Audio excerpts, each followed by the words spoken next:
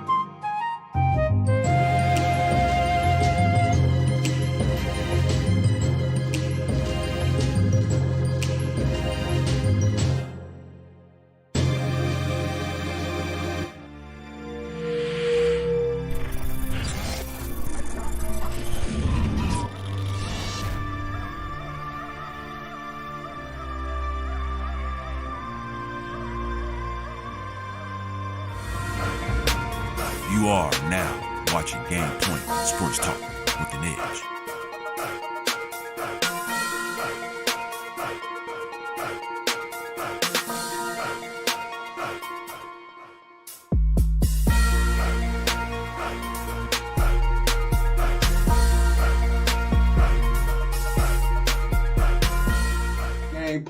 Game Point Sports on the AHRR Network. Man, I am M. Goodnight. This is Robbie the Rocket, and we got a special guest here, Brandon Beasley of the Colorado Spillionaires. You know what I'm saying? Yeah, he in the house. And how y'all fellas doing today? Very well, man. Very well, man. Yeah, Yourself? Hey, man, happy to have you here, man. We've been trying to get you here for a minute. You know what I'm saying? Yes, I mean, we're going to get into a little bit of NBA, man. You always welcome to chime in. And then we're going to get back on what you're doing, you know, because I'm very proud of like what you're doing, man, and repping and putting on the city. Appreciate it. You know what I'm saying, for for youth football out here. So I got a lot of questions to ask you, man, like because you doing it big out here, man. And yes, sir. That's real good shit. Yes, sir. The first thing we gonna get into is all this little NBA stuff that's going down. You got a lot of trades going on, or about to go on. You got some big shit going on. What's the big one, brother? What's the big one? With the biggest of the big. What you talking about? I guess that is we're gonna go with James Harden turning down $50 million from the Rockets to try to force a trade to the Brooklyn Nets. I mean, you think it's gonna happen, or the Rockets are gonna stand pat and be like, "Hey, man, you gotta be here"? Like I always say, it'll be a Coles, balls, chest, and hill. If that joker go to the Brooklyn Nets, won't happen. So we can just, that's just all speculation and talk right now. But that's okay. We'll see in the next couple of days after this draft.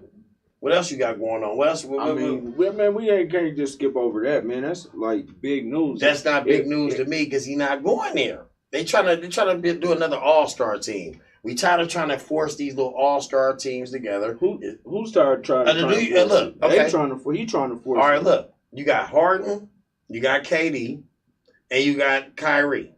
What else do they got?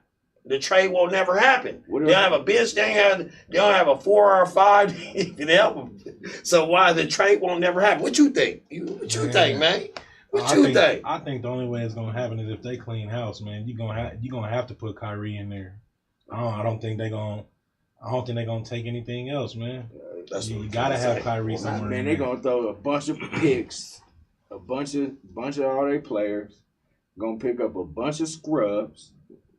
And it's gonna be on. I think they're gonna make it happen, man. Harden gonna force his way up out of there, just like AD forced his way out of New Orleans.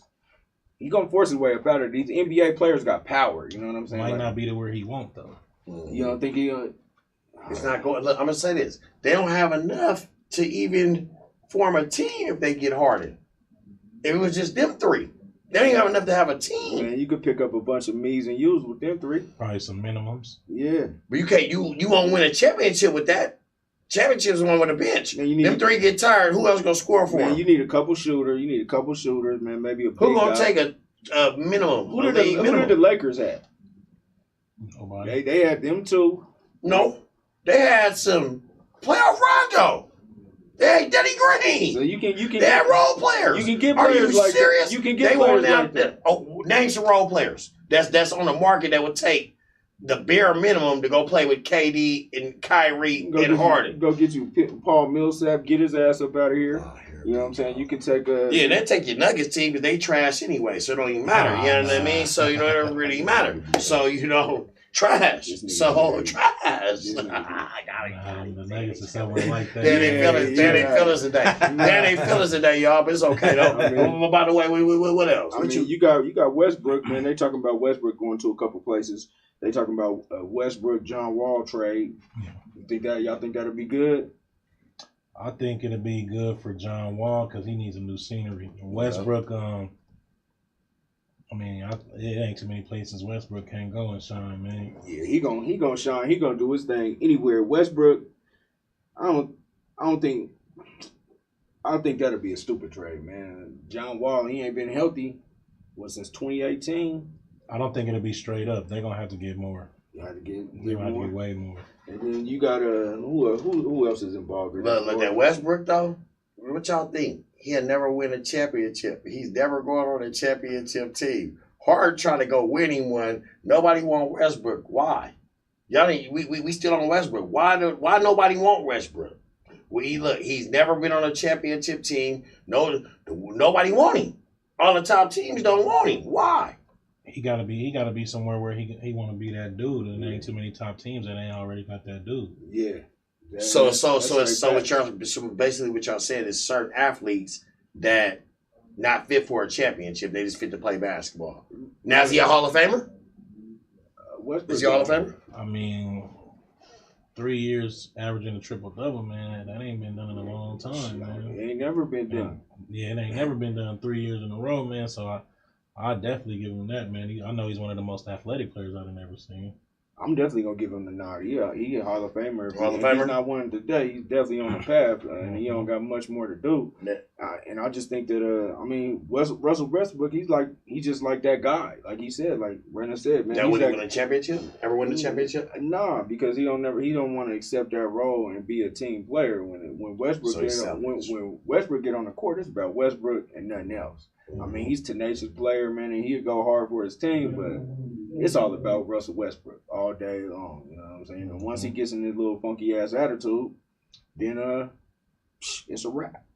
Like, it's like a wrap. He fuck your whole team up. Man, your son say John Wall for to put everybody on notice, man. He think John Wall you just telling me you were just talking like John Wall ain't never done nothing. So I didn't say that's in your blood, though. Your blood say that he might be putting everybody on notice. I don't know It's father like son. Who said better? You or your son? Who know better? Yeah, I mean, I know better. You know what I'm saying? But John Wall, he already put the league on notice, man. We done with his little dancing and shit. And, man, get John Wall's ass up out of here, man. He got to stay healthy for a whole year, man. Thing about him, man, he's still kind of young, man. He still got a little bit of youth in him, man. So if he come back healthy and he got the right pieces around him, I think he gonna do good. It's all on his health, though, man. Yeah, I can't. Is he a good fit over there with old Houston? Is he a good fit? Houston's not a good fit with Houston if they ain't got James Harden. Yeah. If James Harden ain't there, they like the Warriors. I don't understand why would they get. I would give James Harden away for no way in the world. If you give James Harden away, you're gonna have to break your whole team down because you built that team around James Harden for people to go around the edge and score. But that ain't working though. It ain't. That ain't working in the playoffs. Especially not in the West. Nah, not in the West. You need they gonna have to revamp their shit anyway, even with James Harden, because that small ball don't really work in the playoffs. I mean, it works in the regular season, but every playoffs it happens. Harden gets shut down. Mm-hmm. I think that Capella trade was a horrible trade, man. That was terrible. That was terrible, man.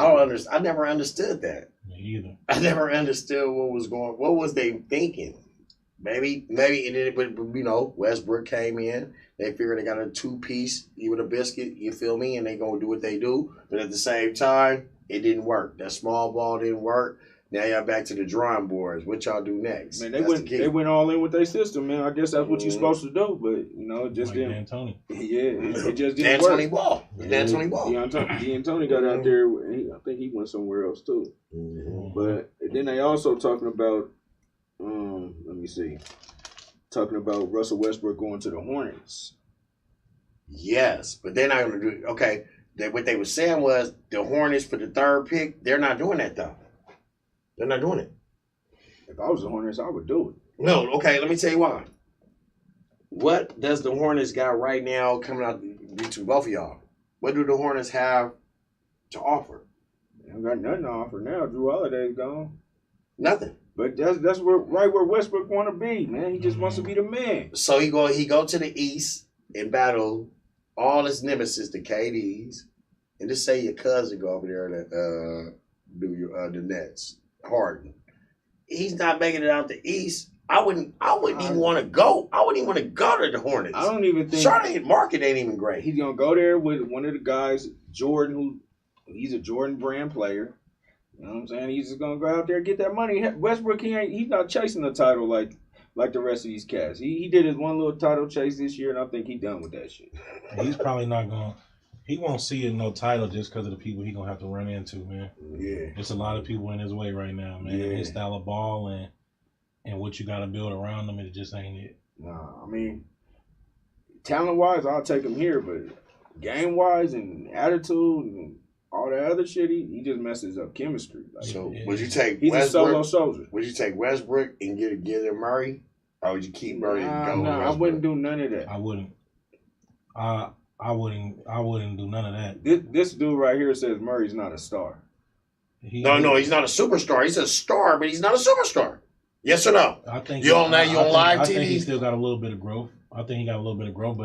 But he showed this playoff that he can be a very dominant player. He can be, but is he a superstar? He got to be on a consistent basis, though. Is he a superstar? He's a budding superstar. I think he got the potential. Hey, but he's a star right now. He's not a superstar. He say Curry. He's better than Curry. I thought it this at him. I say he's better than Curry right now. That's what I said. But I mean, just like little dude say, he said that Westbrook to the Knicks is the best fit, and I think that's the best fit. To the Knicks? Yeah, Westbrook to the Knicks. Nice big media. He can be flashy. He can bring them back, put them back on. Got some young big. That might be the best. That'd be a good look for him. Yeah, put him back on the map. And also, we got Drew Holiday. Drew Holiday is going to the Bucks. And what they got, the Bucks gave up Eric Bledsoe, George Hill, and 3 first-round draft picks. I think that's too much for Drew Holiday. It just depends. I think it depends on what's the what's the insides of them, because you know they be having their stipulations with them draft picks, so Yeah, you never yeah. know. And I mean, they really had to. They got to go all in right now, or Giannis is gone. I mean, but would you do that and Giannis ain't even committed? That's the risky situation. That's a chance you take. Yeah, huh? you got to show them, because what they do, get the other dude too boring. But Yeah, they got Bogdanovic and so they I mean, I think they trying to show him like, man, we gonna go all in. Now it's just the trust in Giannis to see if he gonna do it. Is that enough for him to stay? If not, shit, y'all fucked up. They ain't brought in yet, so we don't know. So We don't know. You tried. Look, I'll tell you this though. We'll find out after this draft. We're gonna see what everybody get and how everybody stacked up. And that's what we'll know of where Giannis' decision gonna be after this draft. He probably ain't gonna tell you nothing after this draft. He ain't gonna do nothing until probably after the season. Mm-hmm. He gonna see how it rolls, and then he gonna figure it out. I don't think he gonna stay, regardless. My Warriors is in the hunt for him, but I don't think we in the hunt for him no more. As they trying to make moves, they showing you that we're trying to build a team around you, better athletes, consistent athletes at that. So I mean, he may not go nowhere. They gonna give him he gonna be okay. If they gave Harden, they was offering Harden $50 million a year. What you think they gonna offer that man? What you think they gonna offer that man per year? They just gave They was offering Harden it was an extension, but y'all say extension, but $50 million a year. 2 years, $53 million. 2 years, $103 million. What you think they gonna get Giannis for? I mean, see that the NBA money is like the same, like so he's gonna get like the same type of money. He probably get a little bit more just because I think they got more spending assets that they can do. Yeah, but, so I don't think Giannis signed that big extension yet, so he probably gonna get that like 4 year, whatever the fuck they giving away. Like right 60 now. million. 60. Nah, hell no. You don't think he getting that? It'd be like 4 years, fucking 200 million type shit. You know what I'm saying? That he gonna get like whatever they give him, he gonna get that. And you also another big trade. I just don't think it's a good trade because I don't think Giannis gonna stay like. They're not gonna win. I don't think they're gonna win. If Brooklyn's healthy, I don't see him beating Brooklyn. If Boston is all together, I don't see him beating Boston. Like, if he ain't working on his jumper right now, shooting about 100 jumpers a day, they're not gonna beat nobody in the playoffs. It's gonna be the same old story. I think. I definitely don't think they should stop right now with what they're doing. But I think the sleeper trade is that boring cat, man, because now Chris Middleton get to go back to his original position at that shooting guard. Drew Holiday is an upgrade from Eric Bledsoe. He's a bigger guard. He's more consistent. He's better at defense. Definitely. So, that East is tricky, man. Like, they be good on paper a lot of times, and then they be tricking it off. Man. Boston is right there. Yeah. They won. I'm not gonna lie. I like Boston. I'm like, if it's summer, they just one player away from winning it. They just one player away, one superstar, not star. Superstar away from winning it. They don't have any superstars on their team. That's why they don't win it. I always quoted this from the time we started this show. The best player on the court always win. Who won it? We don't want to talk about it, but we already know who won it. The best player on the court and the best player on the field always win it. Am I lying? It's facts. We talk facts on Game Boy, right? Yes or no? We do talk facts. LeBron was the best player on the court. Who won the NBA championship? LeBron wasn't even the best. LeBron was the best player on the court. Who won the NBA? I don't want to go with LeBron. I don't like talking about him, but it's facts. We talking facts on Game Point. The best player on the court wins. I mean, it hit the comments real quick. And do you guys think that James Harden to the Nets would work?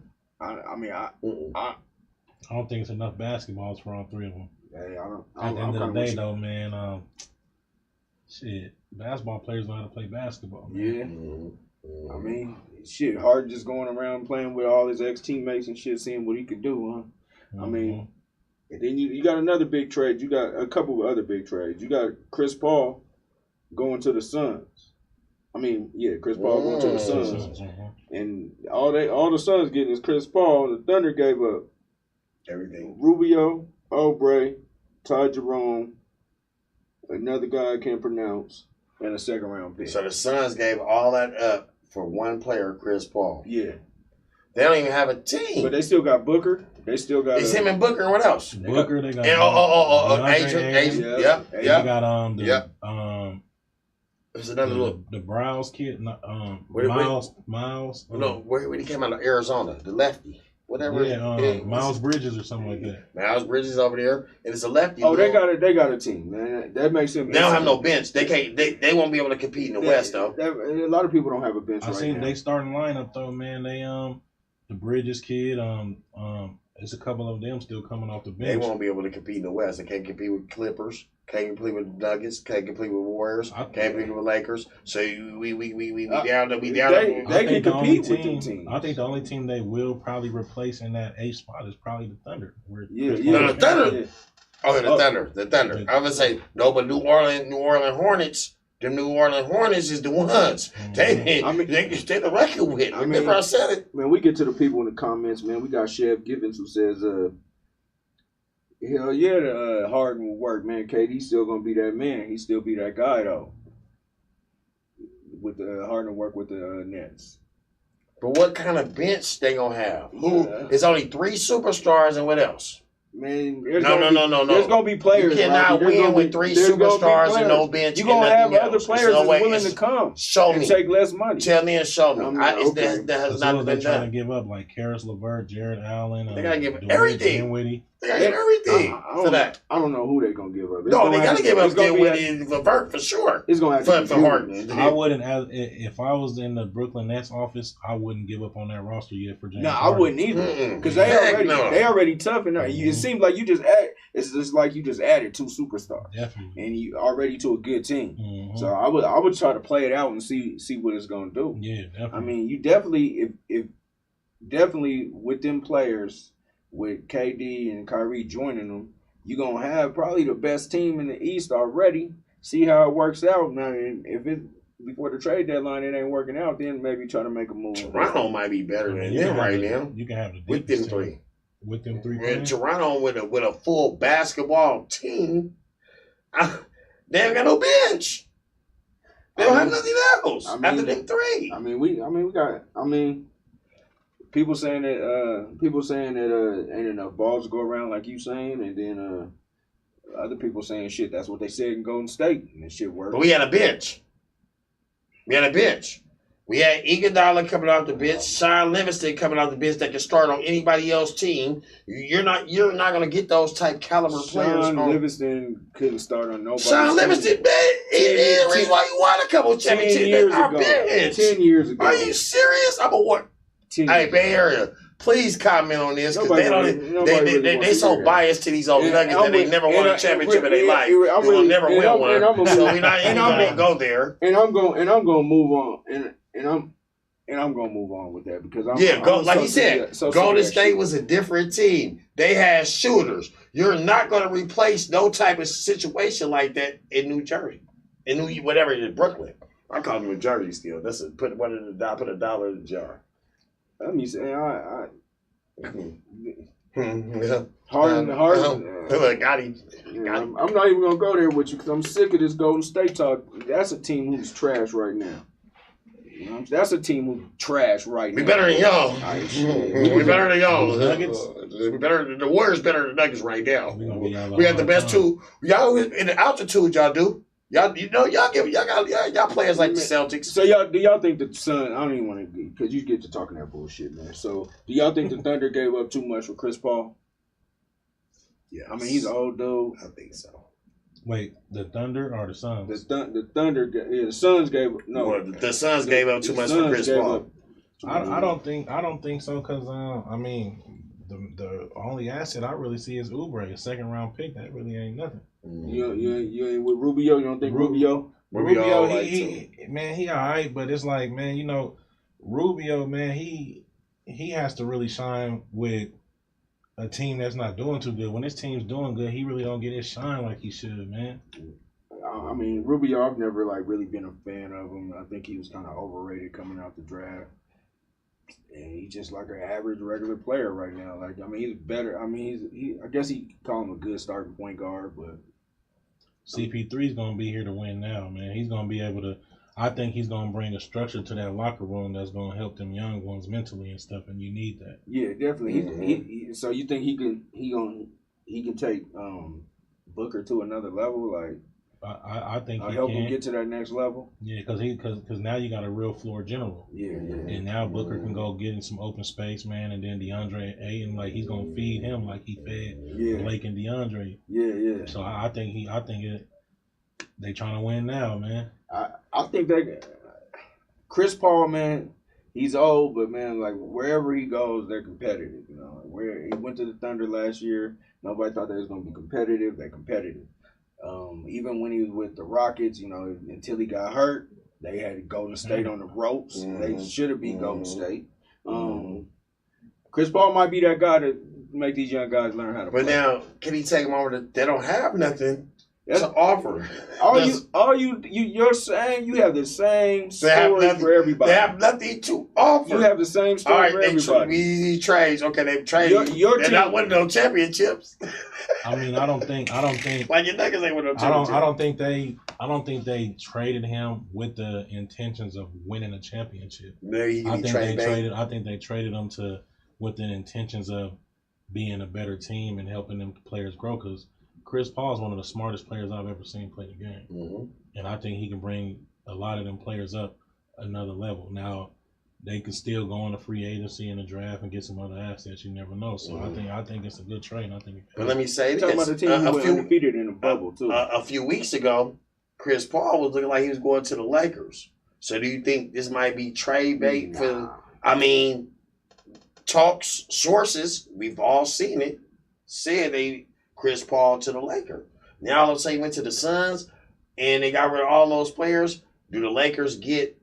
Do the Suns do a trade with the Lakers? No. That ain't going down. I don't see it happening. The Lakers ain't got. I think playoff Rondo might be at his last leg. Playoff Rondo is going somewhere else. Declined. Player option. He going somewhere else. I mean, we got people who say, man, we got people say Chris Paul plays defense and the best all around point guard in the game. Y'all agree with that? I give him that. Another guy say he's too old and not enough time left for him.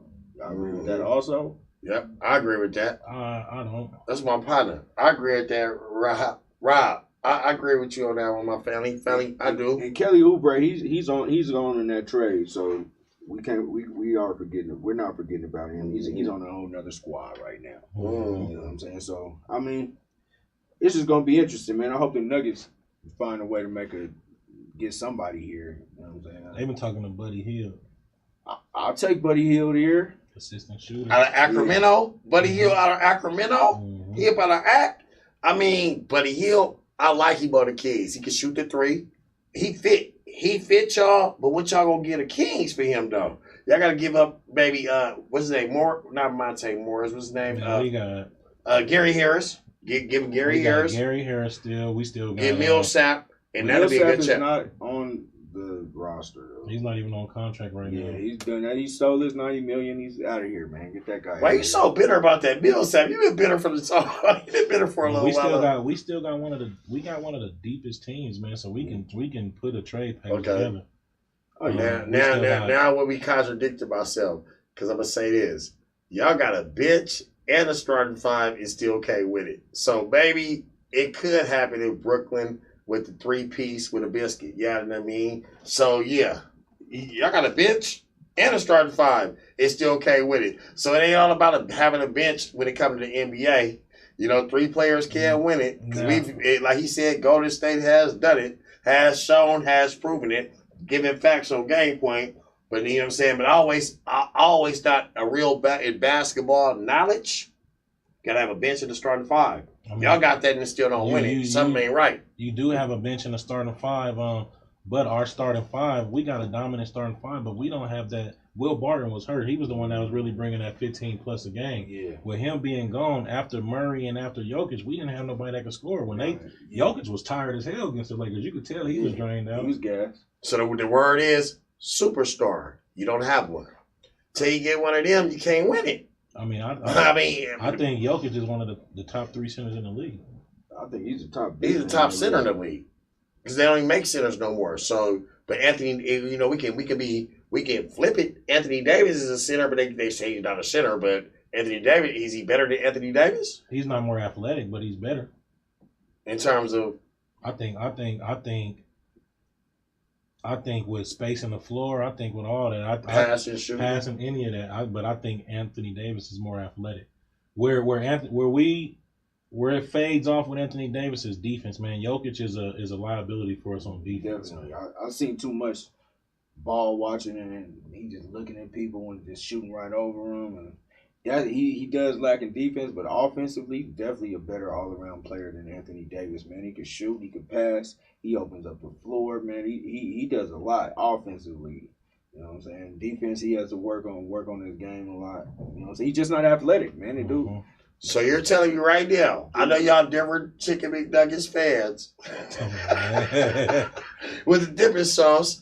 You're basically telling me that Jokic is better than Anthony Davis? I want to wipe. I said offensively, he has a better all around game. I mean, I definitely think offensively he has a better all around game. Now, like I said, athletically, he's not. Athletic, definitely. I don't even know how he does some of the stuff he does, man, being so unathletic. But man, he's just a guy who just knows how to play the game. So the Nuggets, Anthony Davis is athletic, and he does the same thing Jokic does. So he's not better. He doesn't do the same thing Jokic does. His three-point shooting is the way getting clutch. And Jokic do clutch, and he do clutch. What's the difference?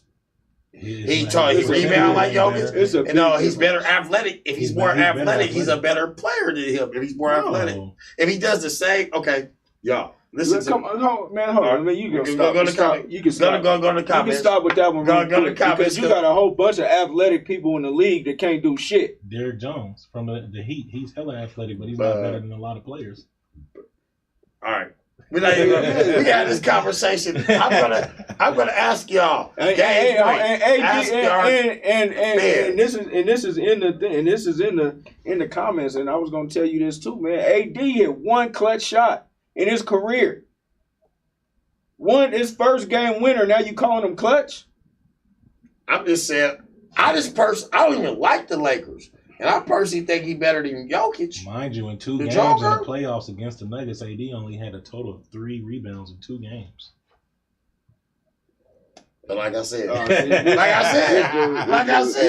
maybe he playing with better talent. Okay, so that y'all, but y'all gonna go on y'all Chicken McNuggets or your Bronco anyway. So this is a conversation that I'm not winning right now, but it's okay. But like any basketball player would tell you that Jokic is not better than Anthony Davis. Period. Man, we just gonna go in these proposed. I mean, whatever is happening this year, man. Who's y'all favorite? Because the NBA season coming around fast. Mm-hmm. Starting late December, but they got 70-some days off and they back at it.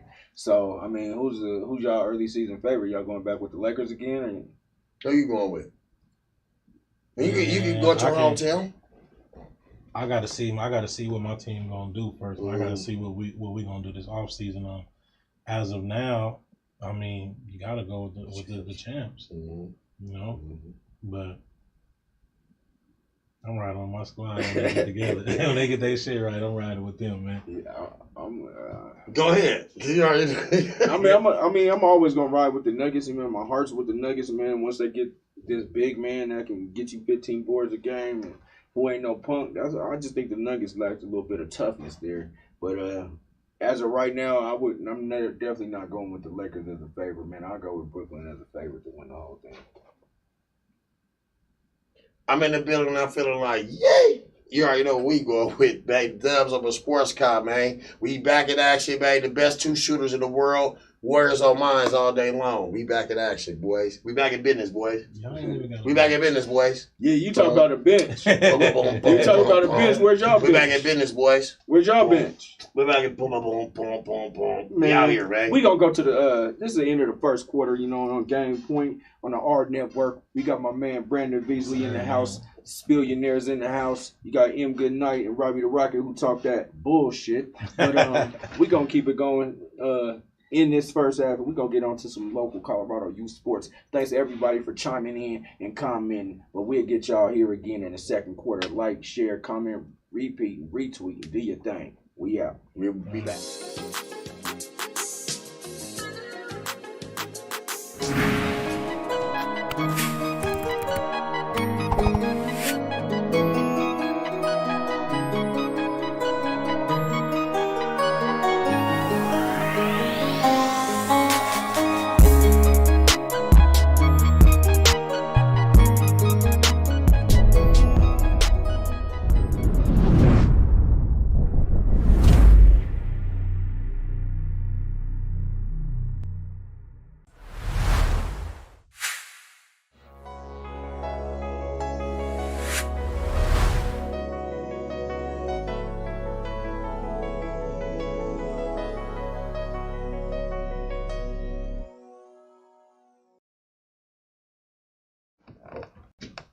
Welcome back to Game Point. We are here.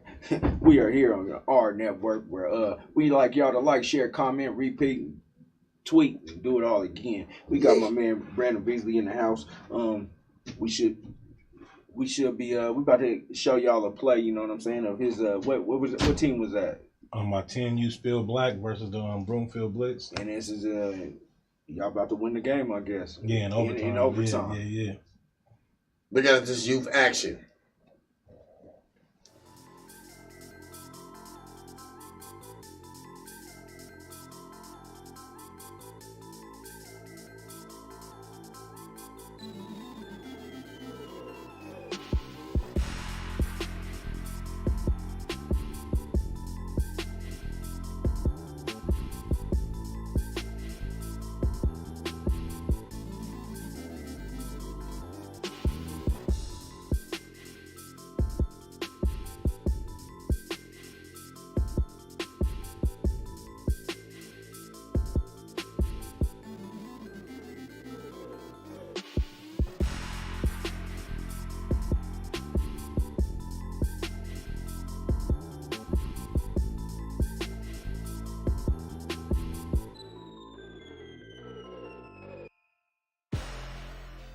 Back, man, we are here, man. We just watched the Spillionaires 10U beat the Broomfield Blitz on overtime on the last play of the game. I mean, how'd you feel, man? Was that your first coaching championship or what? It's my first one for the regular season. Okay, we won a state one a couple years ago, man. All right, for sure. Congratulations, coach. Right on, appreciate it. So I mean, I've been around and I coached for a while, man, and we used to go out to Broomfield and play in their tournament, the Blitz tournament, and it was always cold as hell. But the Blitz team always gave us like a run for our money, man. What you think about the Blitz? And they very disciplined, man. You can't slip up with them, man. We actually lost earlier in the season to them. Yeah, the Blitz, bounce back. The Blitz be on point, man. I just see some good teams. I just see some good teams, man. Run through leagues out here, go to the Blitz, man, and see tears in these kids' eyes after what them Blitzing did to them, man. It changed the game and opened eyes and show them how to play. But we gonna get to y'all. Congratulations on that championship. Appreciate we gonna get to y'all. I got a few questions for you, man. And you coach out there in the Hoffman Heights area. Delmar Park. Heights, you know what I'm saying? I remember y'all was at Central when y'all had Central for a minute. How'd you go about? Because you said you had over 300 players this year, right? Mm-hmm. How'd you go about getting all these kids? Like, there's teams right now who have two teams, struggling to get 2 teams, struggling to get 3 or 4 teams. How'd you go about getting 300 plus kids to come to your organization? And what is your organization doing differently to keep these parents and these children happy? I mean, promotion, man. Promotion. I think I promote my kids and promote my organization like people promote their music. Yeah, for sure. And then the family aspect, man. We treat everybody like family. So once they come in and see the feeling at the park and stuff, man, it's hard to turn it down. Yeah. That's cool, man. Let me ask you this. With this COVID going on, is it hard getting these kids out there, or is it do you already have your own set kids you already got coming into your organization, or do you have to go out and actually find a kid? Nah, man. Like this year we had a lot of players missing, Okay. but we had a lot of players come in, man. Like they just love the wave, man. So they all joining, man. And it wasn't hard. My first year I had to get out there. I was driving into apartments, passing out flyers, talking to families and stuff. After that first year, we made a big splash, man. And now everybody, I got a waiting list of like 150 kids right now that didn't play this year that's been emailing me already. Yeah, because I was like wondering, like, you know, growing up as a kid, you have an organization. So all you do is you put out the flyer and they come. And then when I got here, it was like more of a level of you have to go find you a lineman. You got to go find you a quarterback. That's kind of hard on you as an organization. I admire you for that. I want to tip my hat off to you because that, you know, just finding you just like 10 to 12 to 15 solid kids at that age group is hard. Plus getting them out there. Plus, you know, getting them to practice. Plus, you know, showing them the right way. I admire you for that, brother. You know what I'm saying? Because, like, ain't nothing handed to you. It's like it's a little bit smaller from different organizations that you're going up against.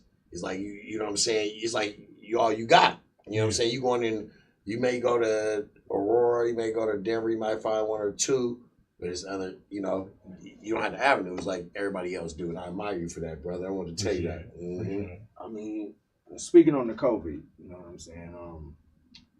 What kind of specific protocols did y'all do as an organization to keep the kids and everybody safe? Yeah, so we keep the hand sanitizer, and then we do the temperature checks. Okay. Make sure if you got a high temperature, you gotta leave, and you need to go check that out. Yeah, I had things that I was thinking about. How did you go about trusting parents and kids to say, "Hey, I may be feeling sick today. I'm not coming to practice." In other words, and on the other hand, to saying they may feel a little sick and they come to practice and maybe put everybody else at risk. How did you go about garnering and gaining that trust and just like going on your like gut feeling? Like what was this, if like everybody else is, if you're sick, don't come type thing? Or so for the most part, I trust my parents, man. They do what they supposed to do. But other than that, I do the temperature checks myself. Yeah. So it's gonna be hard to duck it because I'm right there at the table in the front of the park. You come in, everybody line up, and boom, and you shoot out to your teams. Yeah. So I make sure I run all that, so you can't tell me nothing different. I know for myself. All right. Now, do they require a mask? Like when you guys are on the sideline, do they require like masks for everybody to wear, or it's okay? I mean, you're dealing with younger kids, so it's kind of like, on a professional level, they wear masks on the sideline. Do they require y'all to wear that or no? Is it like they don't require it? We try to keep them on as much as possible, man. It's hard to really get into it and do your thing with a mask on, man. Let me see what I'm about to ask you. That's all right. So we going around the season. We going around the beginning of the season, right? And you were with the nation, and you were in that league. The Nation League says we're not having a season. We're gonna postpone it to the spring season. And you were one of the first people that I seen, like, reaching out and trying to do your thing and doing your thing. How'd you get all these out of state contacts? I mean, because you kind of basically changed the game of youth football in Colorado as it is right now, because we didn't have too many teams that went out and traveled. We didn't have too many teams that hosted teams from out of state. Yeah. And I remember, like, from the very first day that the nation postponed their season, like, you was on it. Like, I seen you was reaching out to other organizations out here, other leagues out here, and then whatever happened with all that, and you was like, next thing I know, like, shoot, we bringing people here, we going here, we doing that. Like, how did all that just like come about? Like, so I was when it happened, I started, I'm in a couple of these national groups, and then I built relationships with a couple coaches when we went to the Snoop Nationals last year. Yeah. And I had seen that in Cali they had shut football down. Mm-hmm. And you know, when they shut football down and I seen that they still wanted to travel a little bit, it gave me the opportunity to reach my hand out and like, hey man, I rock with y'all. Y'all go come on down here. I got fields. I pay for the refs, everything. And you know, when they seen that and they seen like, damn, he opening us with open arms, man. They like, hell yeah, we coming. Yeah. And it was some of the top national teams, man. So, you know, with me getting them on board, other organizations from other states start calling. And they like, man, we seen you doing this. What's up? We trying to come too. So it was like that. It was just really just politicking with everybody and building them type of relationships. Now let me ask you this: do you feel by you doing that, it brought made your organization stronger, and your kids stronger playing against better competition than what they was playing out here? Because you got to think, you go to them nationals, you're not playing against no Broomfields. You probably playing against Steve Young's son. He the quarterback. You get what I'm saying? So by you bringing them organizations out here, it might have made your players better as well. Like you going to these national with this COVID, from what I've seen y'all and how I've seen everybody operating, it made your organization stronger. Because now you got to go play against the best. You can't just play. You can't say you're a champion in Aurora. You can't say you're a champion in Denver. Now you can already go play somebody that's number one in the nation. You beat them. You got bragging rights now. Now your kids get the exposure to see. It builds character. They meet other people. Like, you know what I'm saying? That's a good thing that you did that. You know what I'm saying? This COVID happened. It could go against us, but it can go with us. And by you doing that, you open up the doors for your kids too to see better competition. You know what I'm saying? Because they may have been stuck into playing like you say, the Shamrock. What y'all got? The Shamrocks. What y'all got? We ain't even got the Shamrocks no more. What y'all got? The Pirates and all them, the Falcons, Warriors. Okay. Team. Okay. Now, out of all those teams, it's competition within your city. But by you bringing them other teams, maybe better competition. Now your kids get to see better competition. Now they set up to go to this national level now.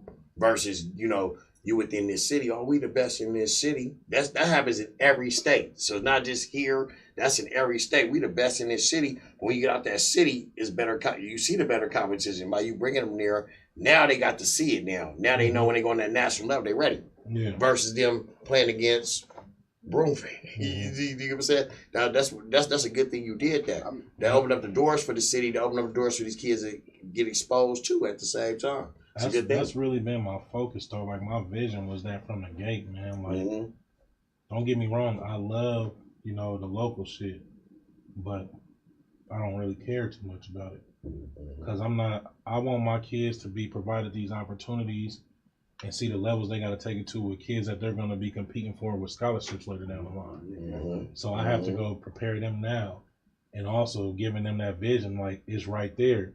Because when they get that vision and seeing that they probably can make it, and oh man, I'm seeing these kids on YouTube and Instagram and all this, and I'm playing against them, now I probably got a chance to make it. So now I'm not veering off to the streets. I'm going to be really working hard. So that was really my vision from the gate. All right. Yeah. So are you going to, say if everything goes back to normal, are you going to still be in leagues out here? Or are you going to continue like this AAU style of traveling like football team thing, or like what's like next on your agenda? Are you gonna do both? Like some of your teams are gonna be here, or like how are you gonna? I got that question, but then I got another question. So I mean we probably gonna do some league play, but our goal is to fundraise and go play nationally. Okay, that's what we want to do. We want to go play the best of the best, man, and get these opportunities. Because right now, locally it's not really providing them opportunities like that, man.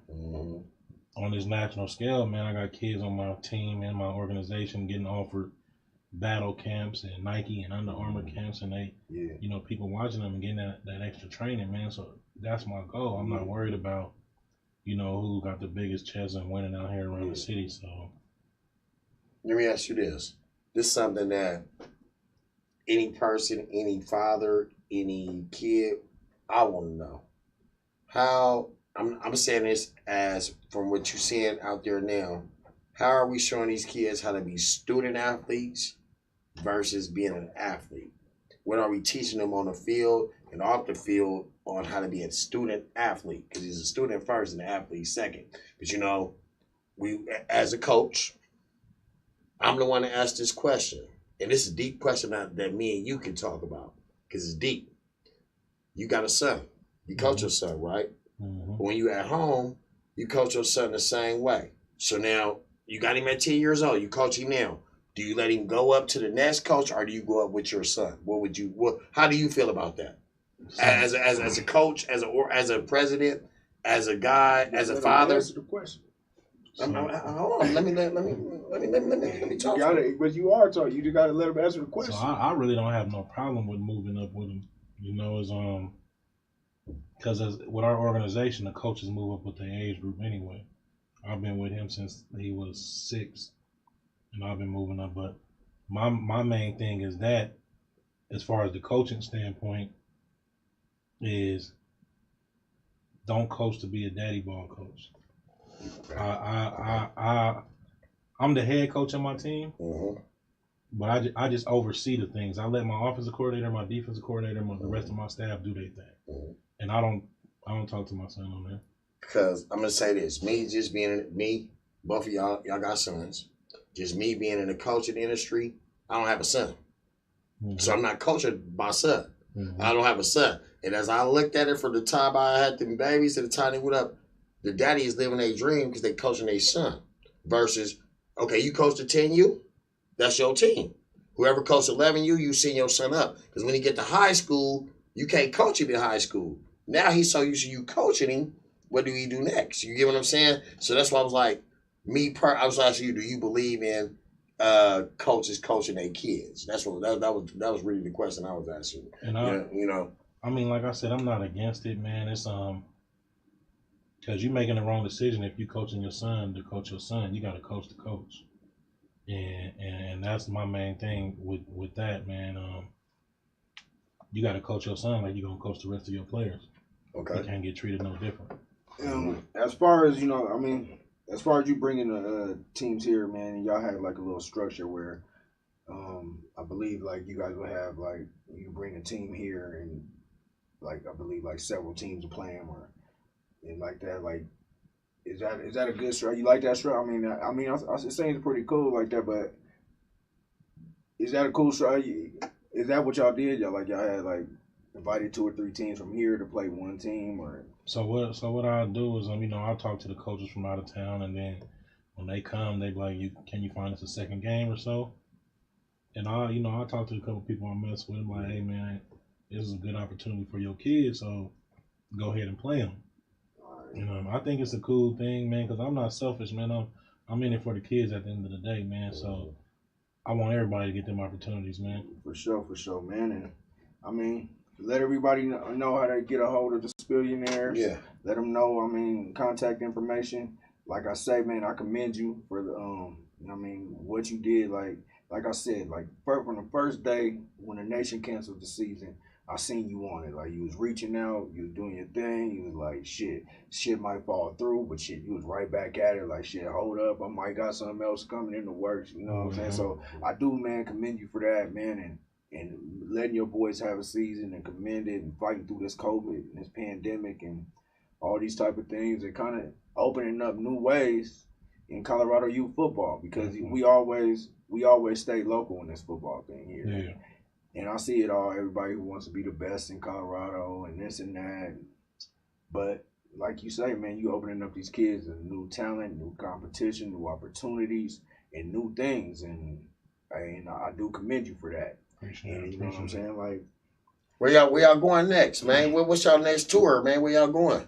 What's y'all next tour? My team, man, 10U, man, we going to Arizona, man. Okay. We leave the day before Thanksgiving. Okay. November 20, I think the 26th to the 29th. We'll play in the Arizona Nationals. My 11U, they go to Florida in December for the AYF Nationals. Now, y'all doing any fundraising? Because y'all need any help, man. Let them know where we can send. They can send some money to help you guys out, man. Help these kids out, man, out there, man. These kids are ready to go to Arizona, man. Help the man out, man. Let them know. And I'm gonna go to the comments real quick. And as far as your father coaching your son, comment. We got a from a coach, Dashar Carter, dude I know, dude from went to the NFL straight here from Colorado. Okay. He says if a coach can teach and give guidance, let him go ahead and get coached by somebody who may know more. Mm-hmm. I mean, are you in favor of that? I wouldn't mind it, man, because I'm not looking for, like I said, I'm not looking for my son to get coached as a father. I'm looking for my son to get coached as a player and as a coach. So I wouldn't mind it. I'm not gonna stop somebody else that wants to coach him to try to coach, but they have to know what they're doing because I got a staff that I trust and they know what they're doing. Definitely. You coach him at home already, so I don't need to coach him on the field. You want to coach him at home. And when my son said he's on here, he said you kind of broke down the barrier for Colorado football, man, getting out here and getting noticed. Appreciate it, man. Salute. And also, like, so in the Jeffco League, and speaking of coaches in the Jeffco League, I believe they have like a 2-year. You only can coach like that grade for 2 years type thing, or something to where like you have to let those kids go. I mean, would you be opposed to doing anything like that, or are you with the kind of the old school way of where we just move up as team to team with coach year to year? Like within my organization, I wouldn't have a problem with it. Yeah, because I trust all my coaches. And then even after this year, it's gonna get even more strict. You got to do clinics. You got to really do things. Yeah. So I wouldn't mind letting kids move up. So when somebody comes to the Spillionaire football team, what are they gonna? What's the Spillionaire motto? What's the Spillionaire? When they come there, what are you telling them what they get? Player, as far as a player, yeah. I mean, you're going to get the parent first. They got to spend the money. So what you telling the parent? I let them know, man, that, this is a very competitive organization off the top. So if your child is not ready, the main thing I preach is patience. You know, you got elite teams that's inside of our organization, and a lot of kids come in their first year players.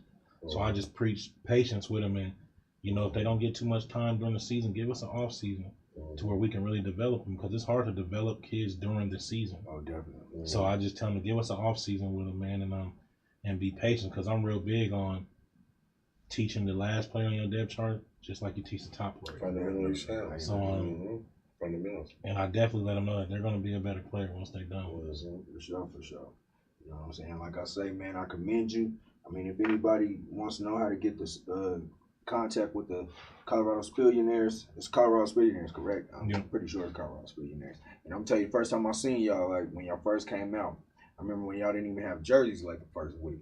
Mm-hmm. And I seen y'all in t-shirts out there doing y'all thing. So, man, like I say, man, I commend you. Keep growing, keep doing your thing. And whatever we could do here at Game Point or the AHRR Network to help you grow the brand, man, we here for it.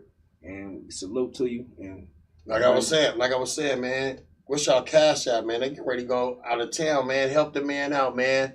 Anything will help. $2, $3, $4, $5, $10, man. Donate. Where do we donate to? For y'all to go to the Arizona. Let them know where we go. You can cash app Spilly Guys. Money sign SPILLYGUYZ. SPILLYGUYZ. Or you can cash app PayPal or Venmo Brandon Veasley. Ain't no donation too small, man. Everything's appreciated, man. And we appreciate it all, man, to help providing these opportunities for these babies, man. So, if y'all can, help us out. Hey, I'm with you on that. I got one more question because it's coming from the people. How do you feel about coaches and parents playing older kids down a grade just to win or have a competitive advantage? I mean, older kids playing down? Yeah, because sometimes. I don't think no older kids should be playing down. Period. That's not safety's everything to me, and I know how I'm gonna feel if you hurt one of mine. because you're playing the older kids. So I disagree with it all the way. Colorado, when it gets to 8th grade, if you get on a national stage, a lot of these other teams, they got 14U because a lot of high schools don't have freshman football teams. Yeah. So they kids stay down and build their bodies at 14U, and Colorado kind of behind on that. So, and it's only about 3 organizations that does it. So a lot of them think it's playing down, but that's not really playing down. You know, on the East Coast and a lot of other places, that's what they do. That's why they got prep schools, and that's why a lot of these kids on them side of the map graduates at 19. Yeah. I mean, I'm definitely, when it comes down to that playing down thing, like it's like sometimes it's a tricky situation, you know, like, but I'm not with it if you're just doing it just to get a competitive advantage to go beat up on some teams and say you're like the best here. We ain't lost and we've been blowing people out. Now, one thing I can say about that, it's not playing down if they make the age requirement date. Correct. Now let me say this. Now if you're a 9th grader and can't play and not make the freshman team with your age, remember you said your age, 14 years old can play on an 8th grade team. What's the difference? Not in Colorado. I'm not with it. If you're in high school. All right, so like I said, okay, because like literally in our day, you could be in a 9th grade playing on, just say y'all say 14U. You could be in a 9th grade playing 14U because you didn't make, but you could play on varsity as a 9th grader if you was a 9th grader, but you play 14U just to make your daddy look good. Like I'm saying, living a dream. That's them people that's living dreams, playing their kids down. We talking, you know what I'm saying? So that's what I'm saying. Now, on the other hand, a 9th grader is not really athletically talented. Remember we said safety first, and he don't understand how the concept of football. He's 14 years old. He can play then, because he never played football a day in his life before. But he's 14 years old. He's in the 9th grade. He's 14 years old. He can play 14U. He's not going to make the freshman team because he never played before. Once you get to high school, you don't need to be playing no youth. That's what we coaching. But we're not living that though. I mean, I'm with you on that. If you in 9th grade. Yeah, exactly. But they're not living that though. But most people are. OG but ducks. what do you think about? I mean, because there was a big old thing going on in Colorado like this year, like within that little coaches group about kids playing down and things like that. And I just think that shit ain't cool. The way that I don't think I know exactly what you're talking about, and you know, it was a lot of riffraff about that going on, and this is why I don't speak bad on people unless I know. Because a lot of people were speaking bad on that man. And a lot of people were saying he was cheating. And then he got blasted for it. And then 3 weeks later, dude went back and tried to right his wrongs and found out that shit wasn't true, that he never cheated. Yeah. And people was, you know, trying to, oh, well, like, come on, man, don't. If this man's saying that and he's bringing the documents, and first of all, when we get played, we got to get shit cleared through national ID, through your state ID, all that. So, you know, when it's stuff happening like that, and the dude that blasted the dude still ain't right his wrongs, man. Like, it ain't cool, man. And I did see, I seen the big argument about it, but so it's crazy though, you know, because it's just like in the streets, you know what I'm saying? Like, you don't say somebody's a snitch and you ain't got the paperwork. Straight up. So I mean, you can't come off saying somebody's doing something and you ain't got the paperwork and you can't validate it. And you made it a big issue all about nothing. And maybe because he couldn't beat the false guy, advertisement, or whatever it was, you know what I'm saying? But that's the last one, man. And hit him on a Cash App. Spilly Guys, and is that what it is? Spilly Guys, yep. Yep, and man, help the Spillionaires get out there to Arizona and win this thing. But he went back to Colorado, man. Like I say, man, I help out, man. I volunteer, whatever you need me to do. You know what I'm saying? I'm a foot soldier, whatever you need me to do, man. Just let me know, man. I'm more than welcome to, coach. I'm certified. Yeah. Bay Area will tell you I'm certified, and I put 50 up on anything you smoking on. So, you know, but at the same time, though, I help you out, though, man. Volunteer, whatever you need me to do, man. Yeah, you got some soldiers out here for you, man. Just know that. You know? Shout out to my 8U team, too, man. They won the championship, too. I mean, go ahead and shoot out, man. It's your segment, my man. whole Spill team, though, man. Y'all know the Spill. My boy say the AZ Bandits. But wait, that's who they is, the AZ Bandits. Oh, yeah, we'll be there. Yeah, they coming. Frankie Bout. They coming to see you, Frankie Bout. They coming. Is that who you with? Mr. Carter, the AZ Bandits? The Bandits. That's my boy team. He got the 14U. They 14U. Colorado coming, man, and they out there, man. Represent. And if my boy out there coaching, man, like Coach Carter, I guess they call his last name Carter. Coach Carter, if he out there coaching, man, holla at him, man. He local Denver, Colorado product. Went to K-State. Went in the NFL, straight from TJ High School. I think he said he gonna come holla at us if he free, man. Yeah, for sure, man. That's a good dude to have on your. That's a good dude to have on your side, man. So somebody say Warrior Nation. Who the Warriors out here? They got the Warriors out here. That's Texas right there. That's Texas. That's Texas football. What's up, Big Tex, man? Big Tex. They got the Warrior Nation out here. Big Tex. Y'all want to steal? You know, it's the Spill La Familia, man. Spill La Familia. They popping collars and stacking dollars, man. Spillionaires, man. And I think my boy coaching 14U, so you might be seeing them out there. Yeah, we gonna be politicking, man. We gonna move around for sure, man. Make sure y'all take care of him when y'all out there. Y'all see his face. Go watch his kids, man. Support him, man. Good brother, man. Trying to bring everything back to the community in Colorado, Denver, Aurora, everywhere. Support this man. Spillionaires, man. But you know good man. That's the second quarter out here on Game Point Sport. Right on for showing up. Appreciate y'all, man. Right on. Show the Spilly some love, man. Shoot him some bread, and second quarter's out. All love. See you on the next one. Thanks for watching. We appreciate you lending us your eyes and ears.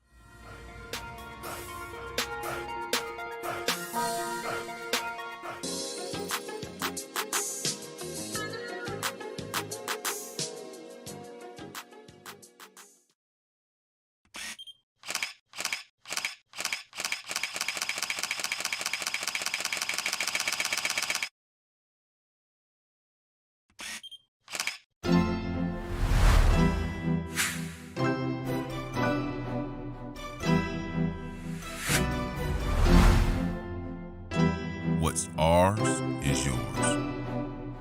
Digital online showcase. Water Me Sis. Game Point. Wazam, Coloring Castle.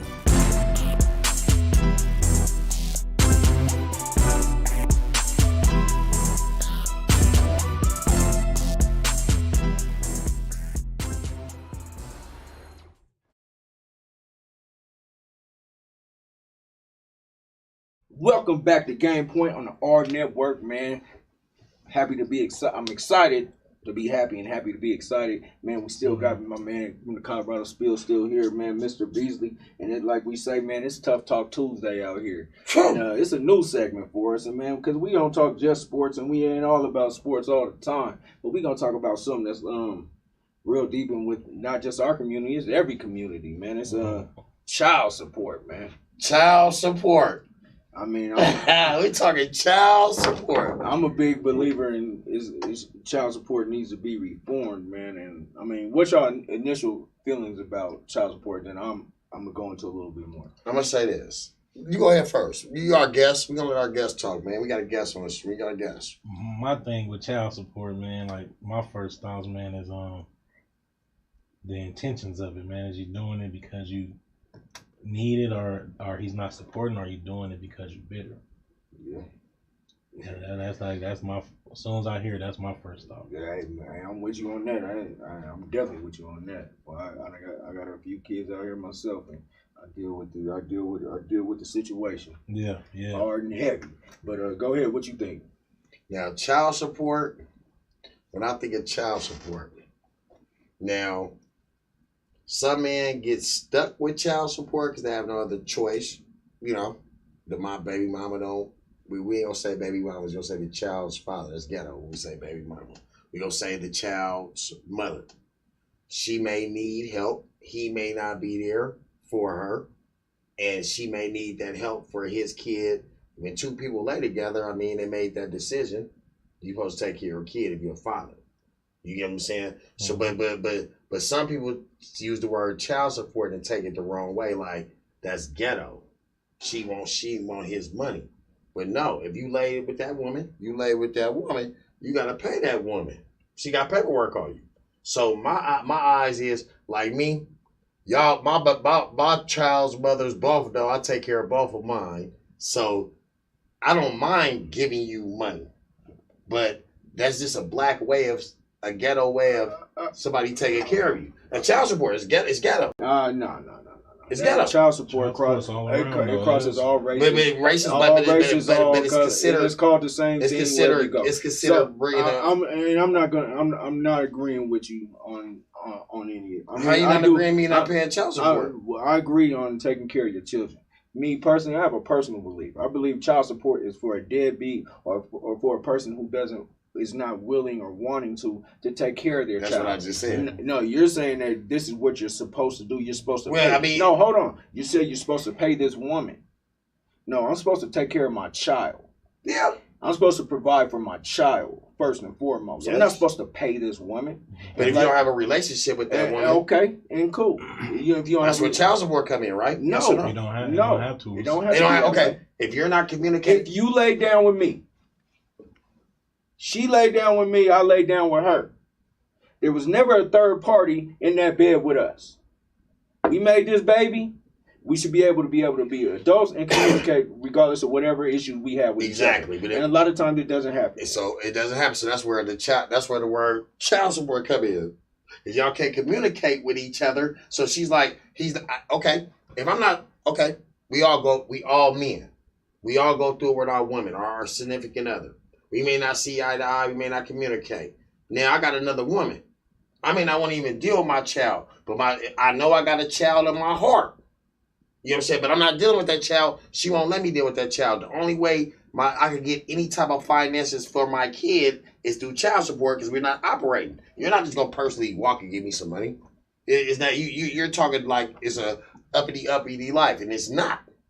No man is gonna say, "Oh, I'm gonna say I do it." Well, I do it. I give you the money, but not every person that's gonna operate like that. Where me and you just gonna operate to give you money. We communicate and here on the money. It don't work that way. That's why they put that system in there for a man to pay the woman if he's not trying to pay her. Why do you think? Okay, you ever heard of arrears? Do y'all know what arrear is? Y'all know what arrears is. If y'all been paying child support, y'all know what arrears is. It's a thing called arrears. Arrears.